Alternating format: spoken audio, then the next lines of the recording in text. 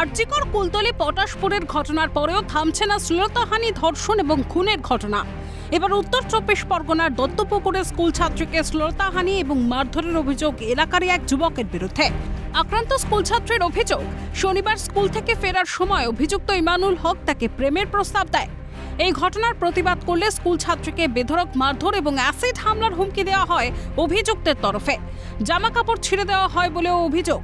এরপর আক্রান্ত ছাত্রী তার বাবাকে খবর পাঠিয়ে ডেকে আনলে তার উপরও আক্রমণ করে অভিযুক্ত। এমতাবস্থায় সংজ্ঞা হারান আক্রান্ত স্কুল ছাত্রী। তড়িঘড়ি তাকে হাসপাতালে নিয়ে যাওয়া হলে সেখানে প্রথমে স্বাস্থ্য পরীক্ষা, তারপর প্রাথমিক চিকিৎসা করে ছেড়ে দেওয়া হয়।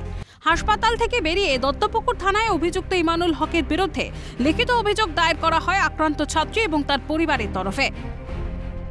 অভিযোগের ভিত্তিতে শনিবার রাতেই গ্রেফতার করা হয় ইমানুল হককে। রবিবার অভিযুক্তকে বারাসত আদালতে পেশ করা হয়। যখন আমি স্কুল থেকে বাড়ি যাচ্ছিলাম তখন ওই ছেলেটা আমাকে এর 4 বছর থেকে আমাকে ডিস্টার্ব করে। তো কালকে এখন বলছে অসভ্য কথা বলছে। যখন আমি প্রতিবাদ করি তখন আমার মুখে বলছে অ্যাসিড ছুড়বে। তো সেই সময় এবার আমি আমার বাবাকে ডাকতে পাঠিয়েছি। তখন এবার আমাকে মারতে শুরু করে। ওর হাতে কি একটা ছিল, আমার ভয় লেগে গেছে তখন। তো সেই সময় এবার আমি আমার বাবাকে ডাকতে পাঠিয়েছি। তখন এবার আমাকে মারতে শুরু করে। ওর হাতে কি একটা ছিল, আমার ভয় লেগে গেছে তখন। তো তার জন্য আমার বাবাকে আমি বলি ডাকতে পাঠিয়েছি। এদিকে আমাকে মেরে জামার এই সাইডটাই ছিঁড়ে দিয়েছে। এখানে সব দাগ আছে গায়ে। এই মাথায় একটা মেরেছে, পুরো আমি সেন্স। ওখানে গ্রামের মহিলারা ছিলেন যারা, তারা সবাই আবার ওখান থেকে তুলে আমাকে ঠিকভাবে করে গাড়ি বলা হয়। তখন আমার বাবা আর আমার মামাকে নিয়ে আবার থানায় যে আমার বাবাকেও মেরেছে। আবার আমাদের ফোন, যে আমাদের বাবার হাতে যে ফোনটা ছিল সেটা খারাপ করে দিয়েছে। আবার আমার জামাটা আমার পুরো সব ছিঁড়ে গেছে, এখান থেকে পুরো জামা ছিঁড়ে গেছে। অসভ্যের মতো আচরণ করেছে, ছুঁড়ে ফেলে দিয়েছে আমার একদম। ওর মাথায়টাতে আমি ঢিল ছুঁড়েছে, সেটা পাশ দিয়ে চলে গেছে। এমনি 4 বছর ধরে আমাদের এরকম করে যাচ্ছে।